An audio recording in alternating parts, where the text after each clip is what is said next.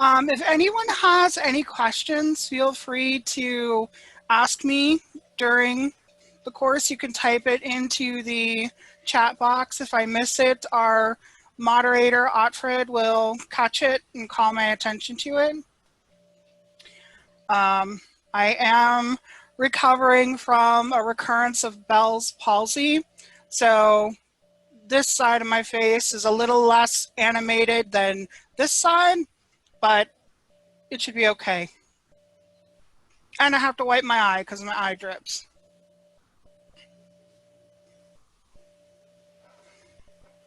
We've got my PowerPoint here. So I apologize for the font. I have to use a PowerPoint viewer instead of the actual program on the hardwired computer for the best audio. So when you get your download of this presentation, it will not be in such a weird font. It should be in the correct font. So today our topic is clear consent, firm boundaries, and most importantly, what to do when things go wrong. So I'm Artemisia de Manarola. I come from Ethelmark. I have a degree in psychology. I am not a therapist or a counselor, I have to say that, but I have some experience with communication. I lead a local kink group, for lack of a better word, and I teach a lot of classes there, and I've taught at conventions on the East Coast. So that's where I'm coming from. So this class has been modified from its original version. So I brought it to a level of all ages. This class is desperately holding on to a PG-13 rating, but it should be okay. So it's suitable for all ages and individuals who aren't in the SCA. This class is just offering some potential tools that you might want to use, or you might not. This is not a prescription of how you should act. You don't have to take any of the advice that's in here. You can throw it all away. It's not obligatory. And of course, if you're in a situation where your consent is being violated or you're being attacked, you should do everything you can do to get out of that situation and don't worry about anybody's rules. I might get a little passionate. The subject is near and dear to my heart, and I might say we need this and we need to do that, but it always comes back to you do what's right for you, always. You do what's right for you. Otfred, there's a couple more people in the waiting room, if you could admit them. This class assumes that we do not live in a perfect world and that things go wrong frequently. We spend a lot of time saying what we should do and what we shouldn't do. Unfortunately, we don't live in the perfect world where these things exist now. That is the goal we're working to. So this class is also focused on situations that are not life and death situations, or situations that you don't feel are life and death situations. If you feel you're in a life and death situation, these techniques are probably not for you. And like I said, if you're in a life and death situation, use what you got. This class usually has an interactive element that is not going to work with the Zoom function, or I might try to arm twist some volunteers if they want to do some role play. I've included suggestions for activities. One of the components of this class that's really important is the practice component, and we will get to that later on. Okay, so content warning. We're going to have mentions of sex in here. There's going to be mentions of assault. We're going to watch a video that contains hate speech. It's against race, religion, weight, sexuality, and more. I'll warn you before we watch the video, and you can opt out of the video. And like I mentioned, this class is hanging on desperately to a PG-13 rating. So what we're going to cover, we're going to start by taking a really honest look of where we are in the world of consent. Then we're going to talk about consent. We're going to talk about becoming cozy with our no and ways that we can become more comfortable saying no. We're going to discuss what to do when things go wrong. We're going to talk about enforcing and protecting our boundaries. We're going to take a look at how to take care of yourself if you're being bullied and harassed. And we're going to view some general safety items as well. So, what in the general world that we're in now, what does no mean? In the current reality of our world, unfortunately, no means try again. And like I said, this is where we are. Our goal is to get people to understand that no means no. All you need to do is take a quick look at Amazon, and you are going to see people like Chris Voss, whose work I love, Roger Fisher, William Ury. These are all get past no. Hundreds of authors are teaching how to get past no and how to get to a yes with someone. Sales, negotiation, and to some extent healthcare are all industries that thrive on turning a no to a yes. The English-speaking world has been conditioned for decades that no does not actually mean no. This is where we are. This is what we're fighting against. This is our baseline. And we would be lying to ourselves to believe that most people are going to accept that no means no. Most people in the general world will think that no means try again. Now, we should be honest with ourselves about this, but if you say no and somebody violates that no, it's not your fault. It is 100% on them, even with the conditions that we have in the world today that we're fighting against. If you are a victim, it is not your fault. The fault does not rest with you, it rests with the perpetrator. So let's talk about consent and what it is. Consent, and we usually talk about this in the context of relationships, be they romantic or sexual. It applies to everything. When a participant, and consent is when a participant gives their permission for certain acts or types of relationships. Do you want to go to archery practice? Yeah, I'd love to. Informed consent is when a participant gives their permission for certain acts or types of relationships after they've researched and evaluated the risks.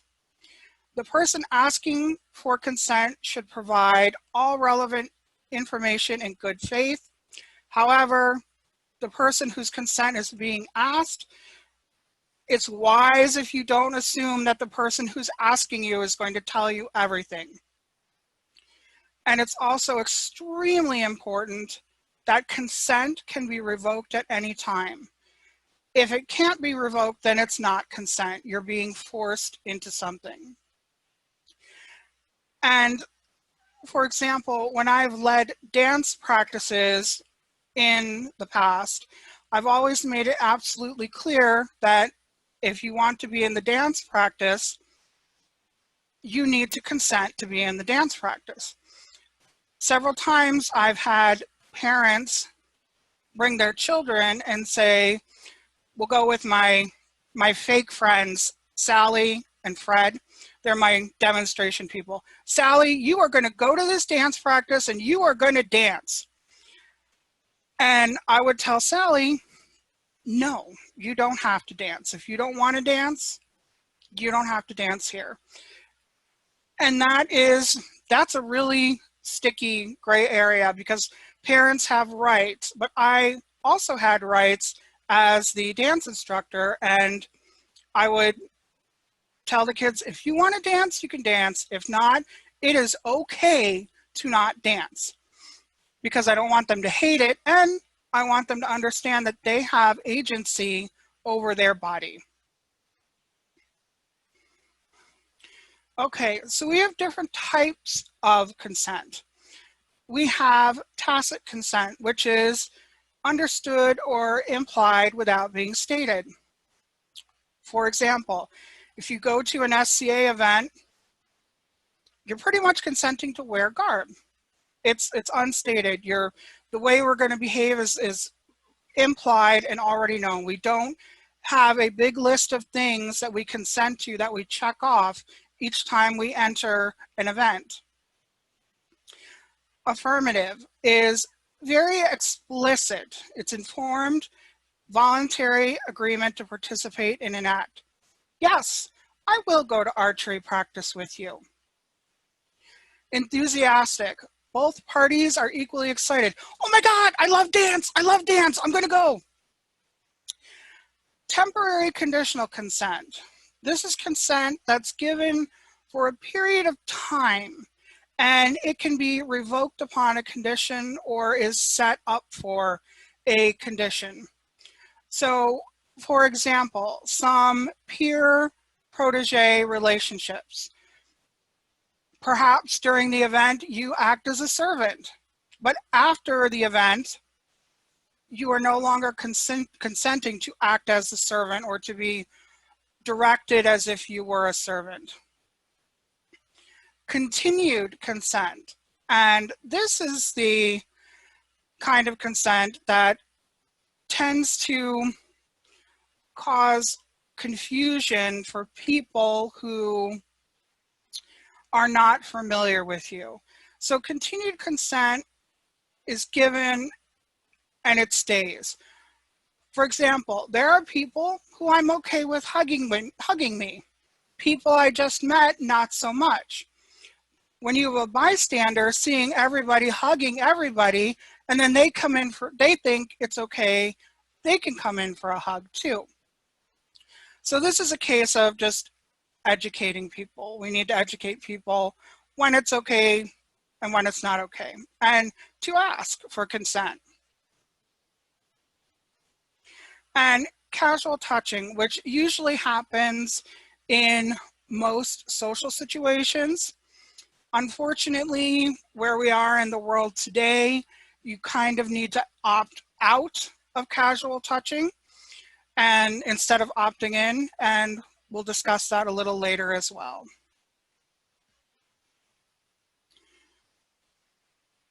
Okay.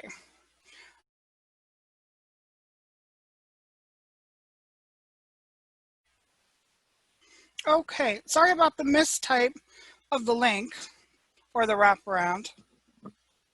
So I'm not sure how many of you have seen that video before. It's a good video.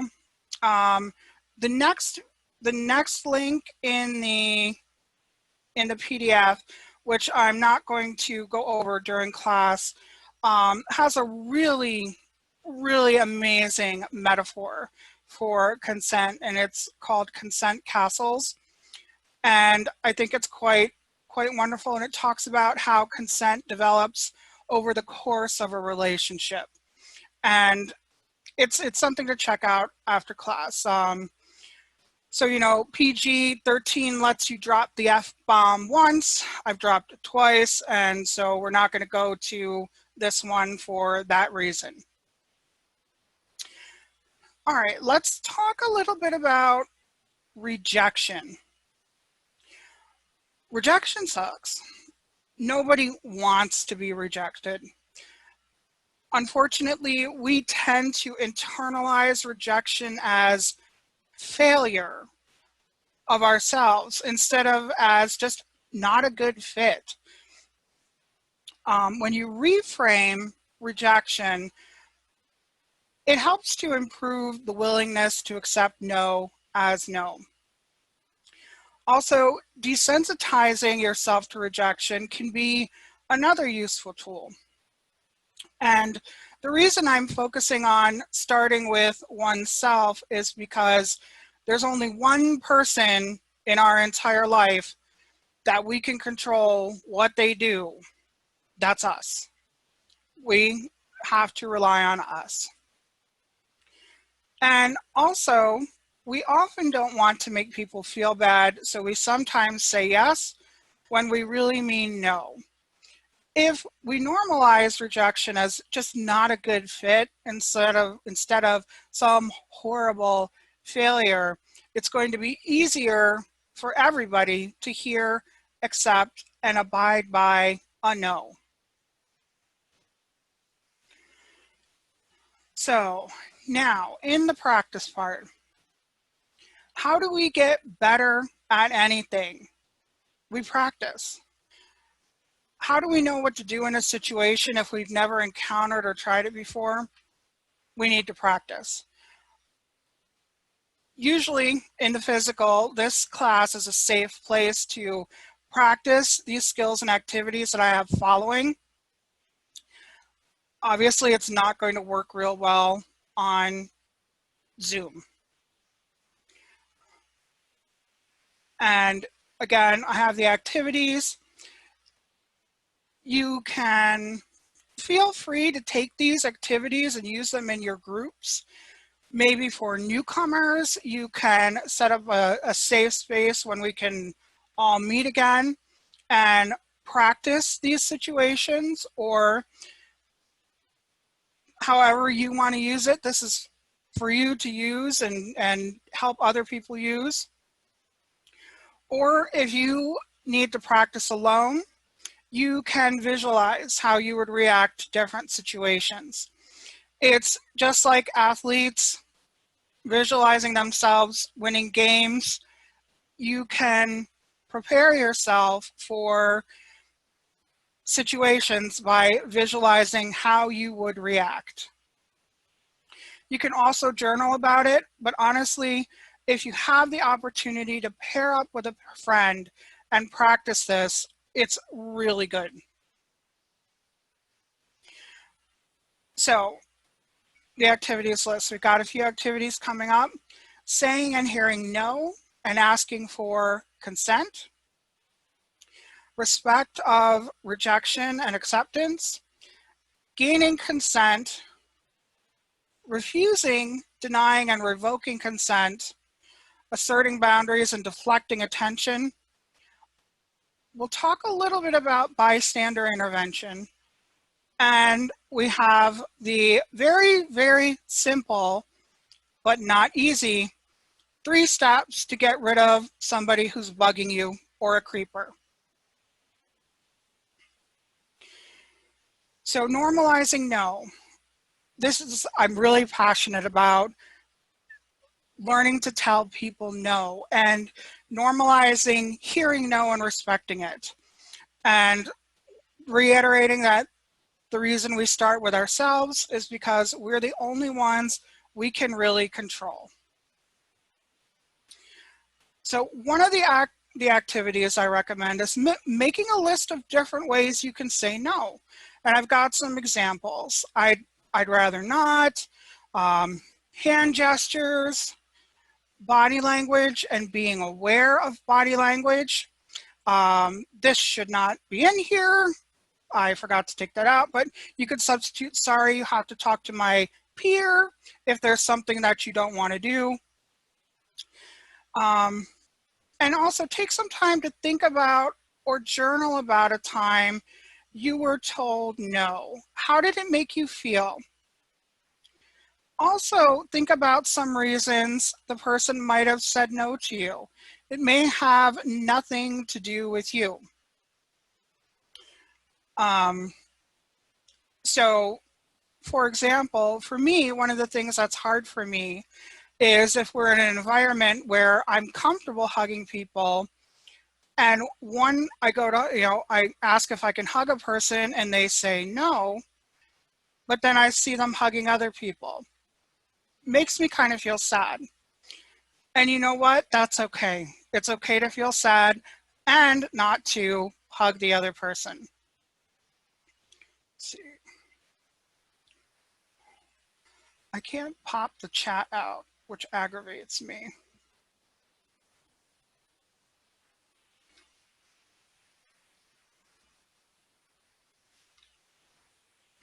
All right, so let me let go to see. Oh, okay. Well, good. So take some time and think about it. Take some time and think about it. Write about it. Also, what are some ways that you can ask for consent? How would you ask for a hug? You can do a straight ask. Can I have a hug? You can do the arm thing. Just a reminder that if the answer is no, it means that you shouldn't move forward. You should not hug the person if they say no. It's okay. They don't want to hug you today. It's okay.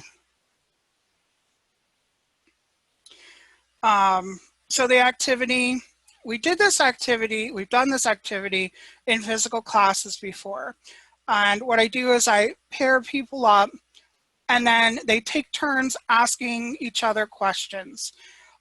Just simple questions like, can I touch your hair? Can I hug you? Can I play with your veil? And the answer to each question is always going to be no. And it helps people become comfortable with, number one, saying no, and number two, hearing no, sitting with it, and being okay with it. And once again, practicing if you can do this with someone, or if you can think about it, visualize, practicing it. You can journal possible scenarios and role play them in your imagination. Visualization is a powerful tool. And the people who have done it have given a lot of feedback and said it was a really, really good exercise for them to feel comfortable with sitting with their no, but more often I hear that the person who was saying no felt very empowered, and knowing that knowing that the answer is going to be no and that it's okay to say no made all the difference for them. And that's a feeling when you practice with people in a safe space, you can then bring out into the general public and have that inner confidence to just say no to things that you don't want. Even if it's as simple as, no, I don't want to do dance today. Responding to no. What do you say when somebody tells you no? A lot of times people will say, why, or get angry. Here are some examples. Okay, no problem. Thanks for letting me know. Thanks for your honesty. I invited a lot of people to the social coming up next, and a lot of people were busy and said no. And I said, thanks for letting me know, because I was thankful that they actually responded. And it's a treasure when somebody gives information to you, and I feel you should appreciate it. And even if they're telling you no, they're being honest, and that's important. Okay. So a bit of summary of this, which I usually go over after the activities are done. Exposure to no. As humans, we need to learn to accept another person's no gracefully. Being exposed to that no is a great way to prepare yourself for hearing no and just moving on.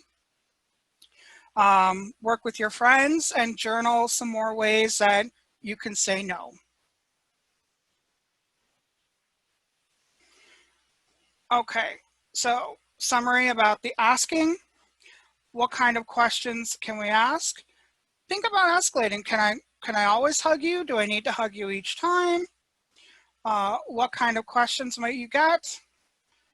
How do you feel when you get a no answer? And what are some reasons people might say no? Might be because they're sick and they don't want to hug you, or they don't want to hug anyone. Coronavirus is a good reason why nobody's doing anything.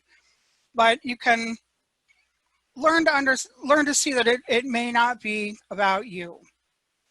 Okay, any questions? No worries is good too, yeah? I'll say no problem, no worries is good. All right.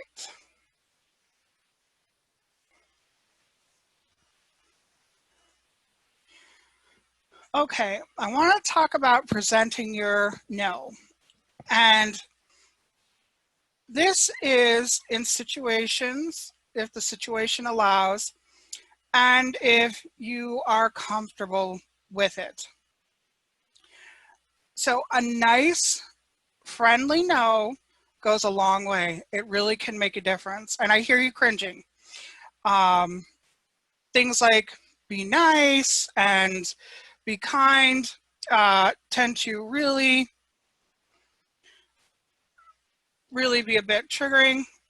I wish my chat would pop out. Yep, telling the person no is an acceptable answer, yes. So the nice, friendly no. This is not about being polite at all. It's about your no being so normal, so okay for you, so comfortable that you don't have to force it. It's about ownership and agency of your no. Akin to, would you like more mashed potatoes? Oh, no thanks. Just a matter of fact, no thanks. Another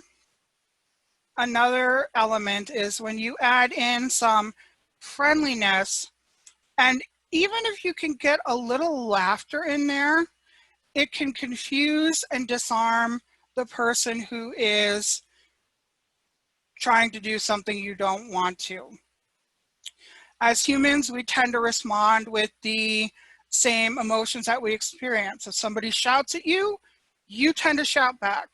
If someone's polite, you tend to be polite. And I'll give an example here. I worked with a friend for a long time. About a year, we worked on this over different events.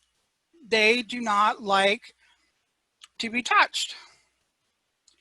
At the events we would go to, there is usually you must ask consent for hugging, handshakes, everything. These events were always held in a public space, so usually people would think that socially touching people like you would at a restaurant or in public was acceptable.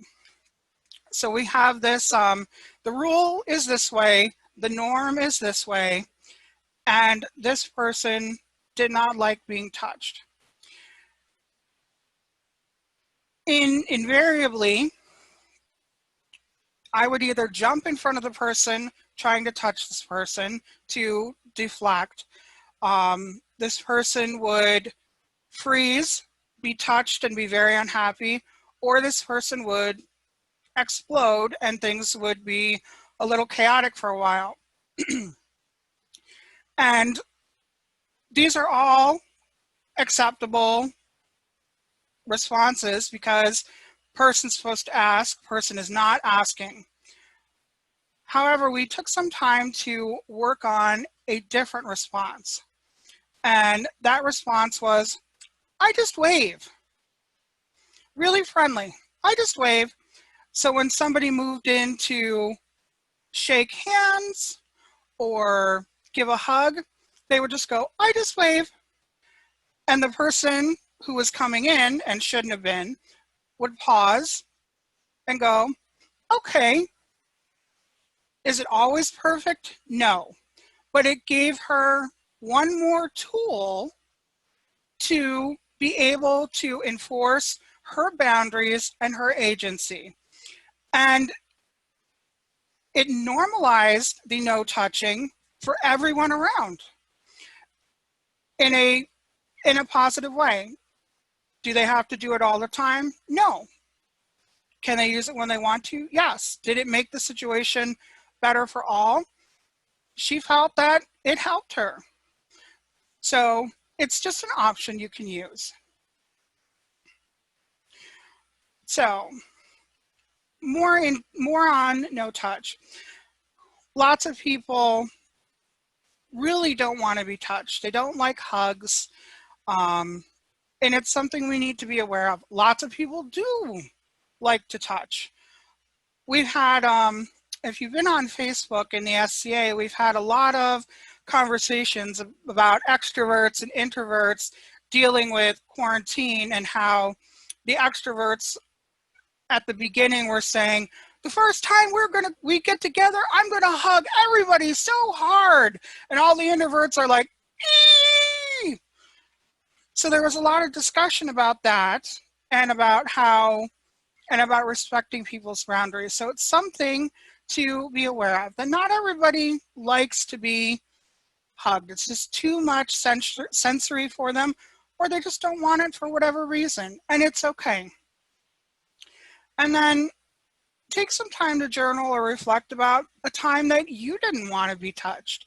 Maybe something sad had happened in your life, or whatever. Why didn't you want to be touched? Did somebody touch you? How did you feel? Were you unhappy?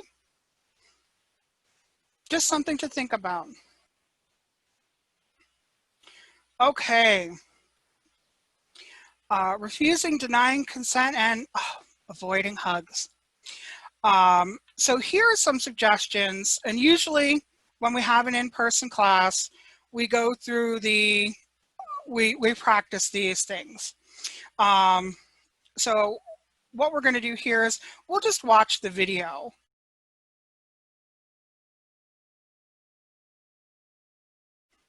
So once again, you can take those and practice with friends or anyone. They're very helpful. Another way, another thing that is very helpful is if a person crowds your space, is to just keep one foot in place and step back with the other foot. Keeps that foot forward, and it forces them to stay back from you.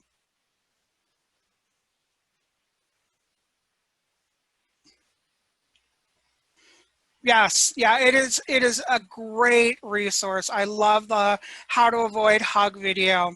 And definitely, I really recommend practice with your friends. You've got to practice those moves. In person, this class is very much about practice. Now I've got my chat here. I'm going to keep it here. Okay.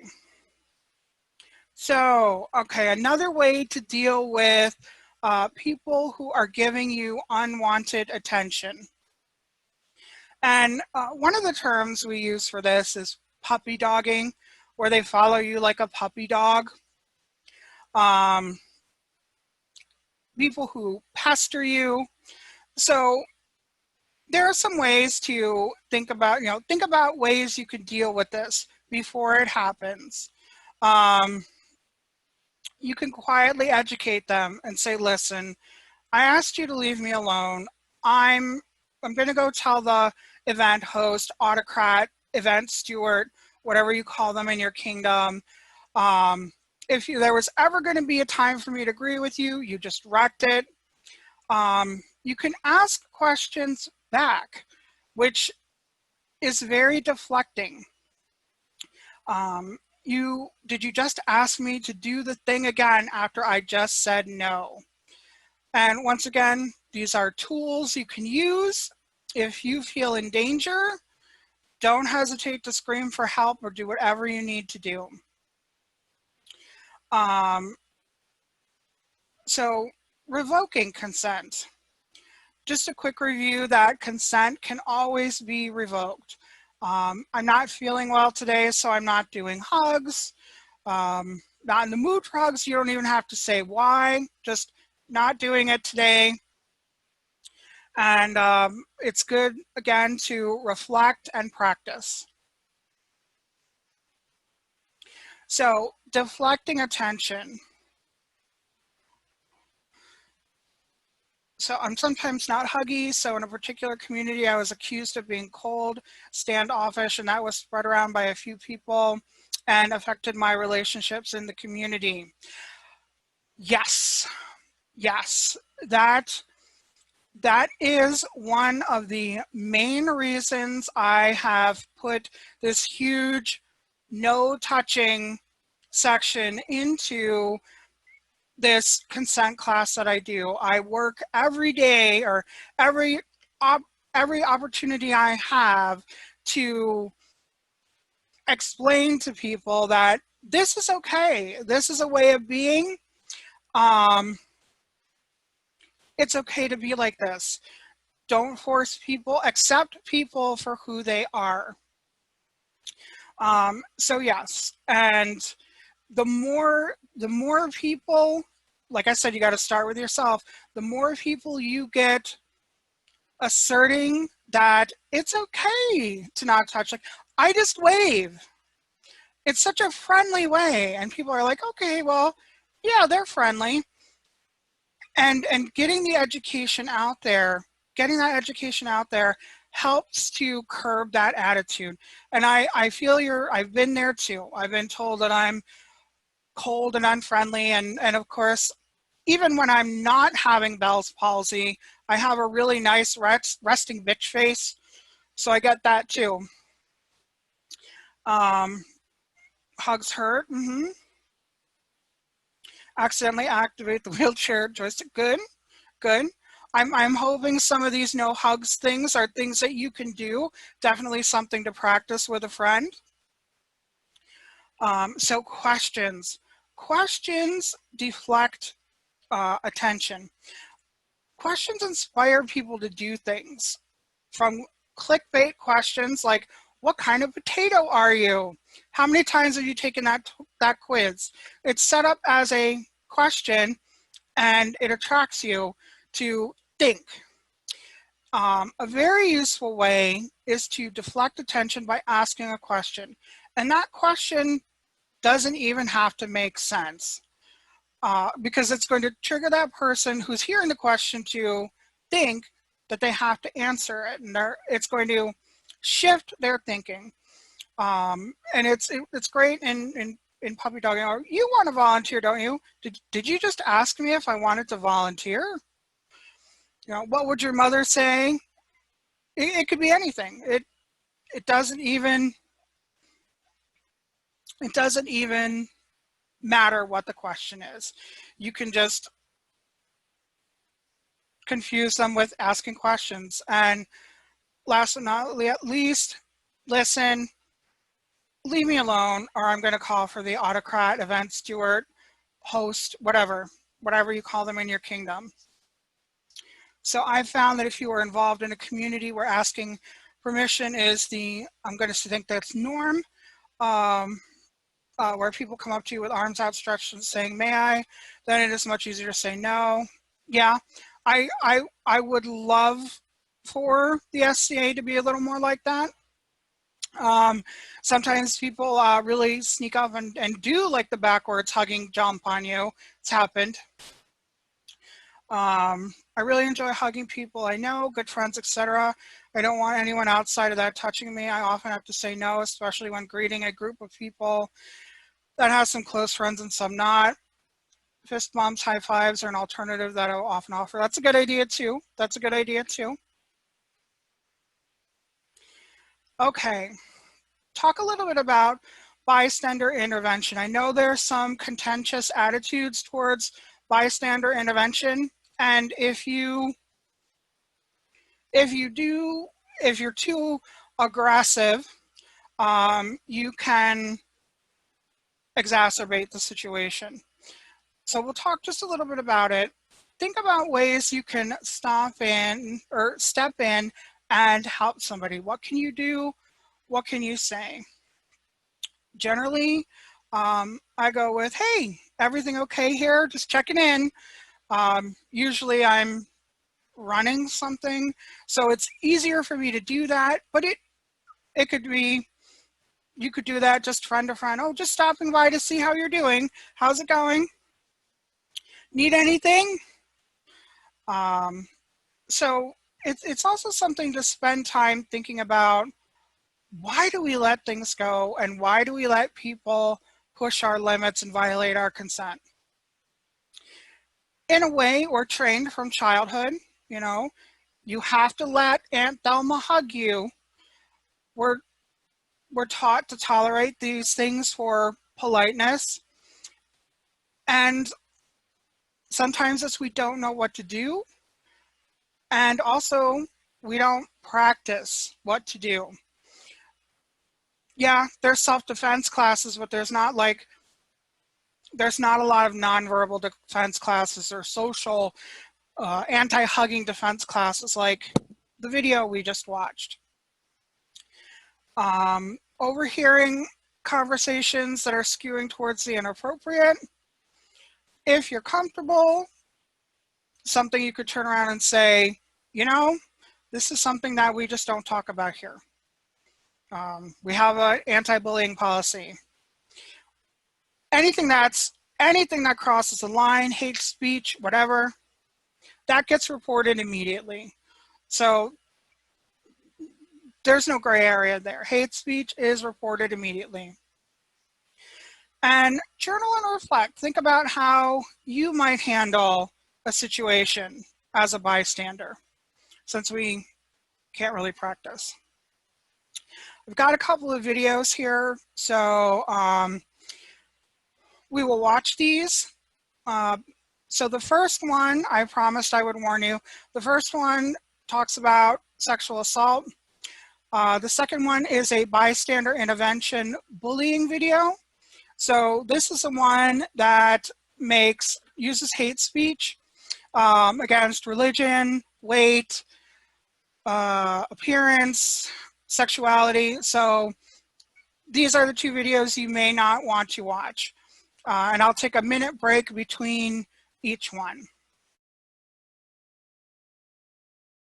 Okay, so we'll stop there. And now the next video we'll look at is the bullying one. And when we watch this one, for the most part, when you see the bystanders intervene, watch how non-threatening they are. There's at least one bystander who has the bulk and physical mass and does use that because he has that ability. But for the most part, the bystanders are very non-threatening and still manage to mitigate what is going on. Okay, here we go. And another thing I want to point out, if you're not comfortable doing any kind of bystander intervention, you can always be with the victim. Just say, hey, pretend to be their friend and let their body language tell you if they want you there. You know, how's it going? Haven't seen you in a while. You can just be their support. Like the boy went to the woman and kind of asked her if she wanted a hug. Being with the victim or stepping between the two. And like I said, the one guy had some physical power, so he did use that. Not recommended from me. Stepping in between is enough, but I personally tend to skew towards the nonviolent. That's what works for me. Okay. Any questions before we move on here? All right, looking good. Oh.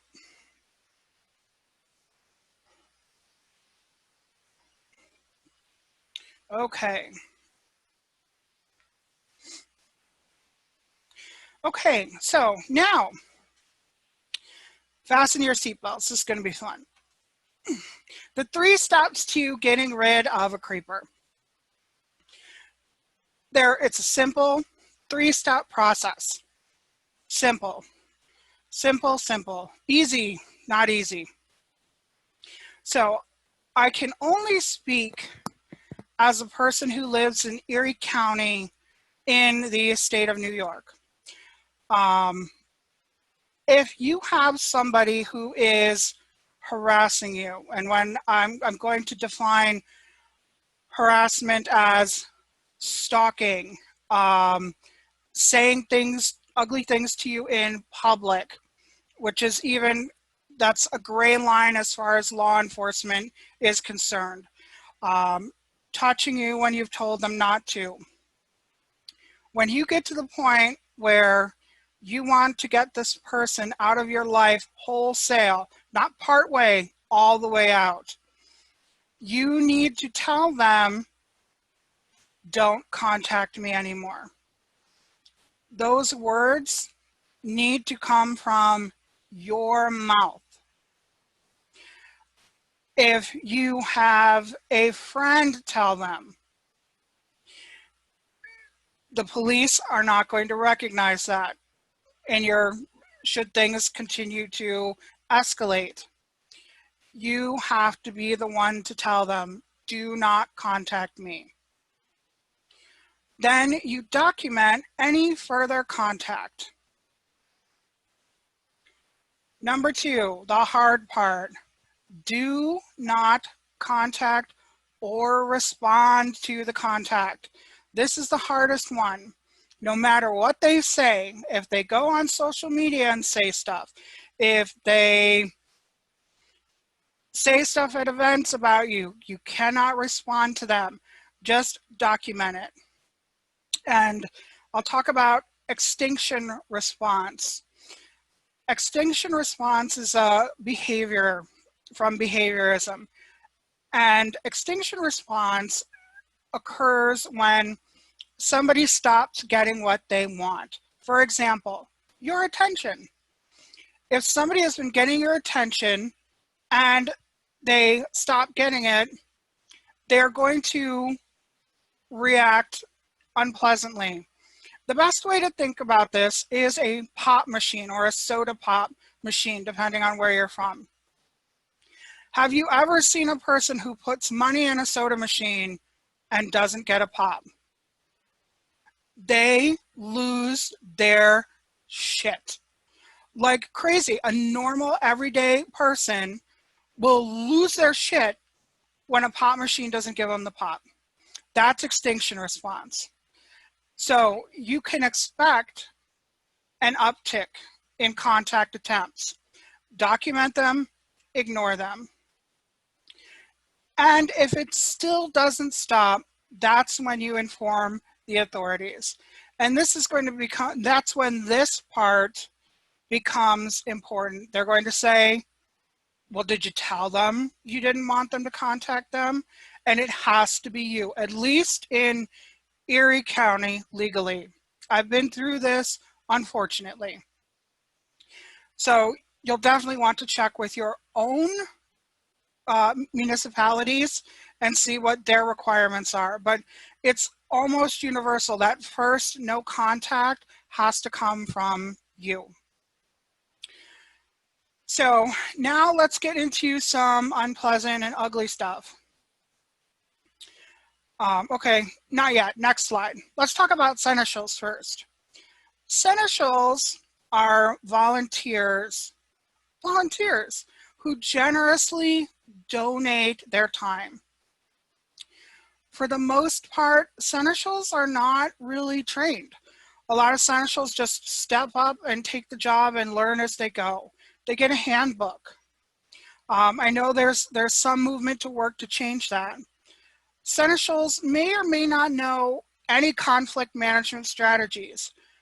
Their whole purpose is to run the group, not really, yes, conflict falls under their purview, but it is not their main goal that they volunteered for. They're not police officers. They may or may not help you. Be prepared for no help. Now, here's our catch-22.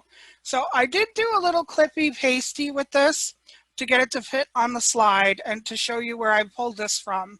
However, the full link is in the handout, so you can read the whole thing for yourself. So dealing with the modern law. If a person is a victim of a modern law crime, that victim will be encouraged to go straight to the modern authorities. What is a modern crime? A modern crime is a lot of the stuff that falls under the purview of the anti-bullying policy. Unwanted sexual commentary, stalking, someone kisses you, you don't want it, that's assault. These are all modern crimes, despite the fact that they are in the anti-bullying policy. They are modern law crimes, and you will be strongly encouraged to go to the modern authorities. They may not and do not have to intercede on your behalf in anything that could be considered a modern law crime. And I have seen that some seneschals disagree with this. I have seen seneschals that say this is the way it is. I've seen both sides within the past week having discussions on Facebook. When I had a problem, and it was in the area of modern law crime, my seneschal did not intercede on my behalf because it was a modern law crime. Modern law crime. So be aware. You may be the only one you can count on. I hope that's not the case, but it may be. So let's look at these steps again. So if you have a problem at an event and you don't want this person to contact you anymore, you need to tell them no contact. Document that you did it, share that with your event autocrat event steward, your local seneschal, and because it does fall, it falls both under the modern law crime and the bullying policy, it does go to the kingdom seneschal as well, your kingdom seneschal. If incidences keep happening, I would say about the third time that you have a problem at an event and nothing is happening on behalf of event staff, seneschal, local kingdom, start copying your society ombudsman. And I was also reminded last night that there is an ombudsman for the seneschalate that you can also copy. I have a link to the ombudsman list, but I'm not sure if I have a link to the ombudsman by officer list. Don't respond to any contact. Remember the extinction response. And just keep documenting and any and all contact. See the documentation notes above of who to send this to. Involve the authorities. If you need to, call the police. Call the police. Pick up your phone, call the police. Then let the autocrat and event steward know, and local seneschal if they're on site, kingdom seneschal when you get a chance. Be prepared to take care of yourself. Okay, and here are the society links, which you can find in the handout. I'll put the link there again. Like I said, because my person was stalking me, it fell under modern law crime, so I didn't get a lot of help. And I was not obligated to receive a lot of help. So lastly, we're going to talk about safe calls. Slightly, well, let me see if anybody has any questions on the modern law versus bullying policy conundrum. No, okay. It's It's frustrating. It frustrates a lot of people. People are aware that it exists, and there's more work being done to try to make things better. This I know of. However, we're talking about where we are now and what we need to do to take care of ourselves where we are now. So safe calls, we generally talk about safe calls when we're dating. But this is really good too if you know, somebody's holding a, Scribble, meetup, kind of unofficial. You might want to set up a safe call for that if you don't know the person or never been to their house. First thing to be sure about safe calls is that your jurisdiction will honor a safe call. 90 minutes from me at a different place in Ethelmark, if you call it the police for help because the person you're a safe call with can't be reached, they don't honor safe calls. They're not going to help you. So you need to contact your local municipality to find out if they honor safe calls. Not only your local municipality, but wherever that person is going to be that you're being the safe call for. So make sure you know that, let somebody know where you're going and set a specific time to call them, or within a specific time frame. Set up a signal, like everything's going great, or everything's going great means everything's going great. Have you checked in on my dog could mean get me out of here. But whatever, pre-agree on what your sayings are going to be. And also choose things that aren't obvious to the person who's probably listening to you talk with your safe call. Some more examples of what you can say. You can set this up so you have like plan B, which is, if I say, have you checked on my dog? And then in 2 minutes, that friend calls you and says, oh, you have to come home because blah, blah, blah. So it's a way to get you out of the situation. And yes, I believe that honesty is the best policy. However, if you feel you're in danger, lie, cheat, and steal to save yourself. I have no problems with that. Do what you have to do to save yourself. Plan C should probably involve the person who you're doing the safe call with being able to physically come and get you, especially if you're in an area where they don't honor safe calls.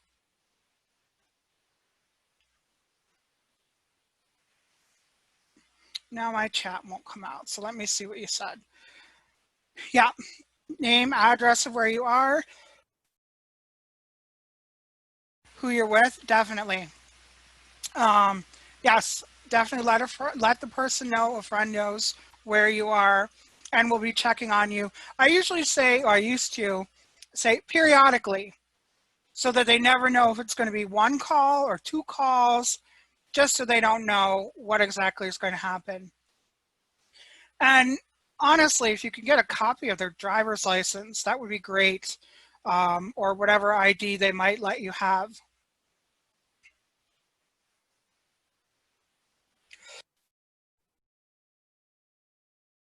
And like I said, safe call somewhere close if you can be there to rescue the person if the police in your area do not respond. Okay, so some more information.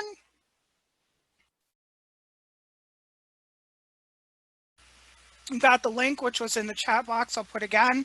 My Scadian website. Also, if you're, sorry, I'm getting tired. If you're interested in the adult version of this class, feel free to contact me at artemisia.manarola@gmail.com. I'll introduce you to a different aspect of myself, and we can share that info. And thank you for watching.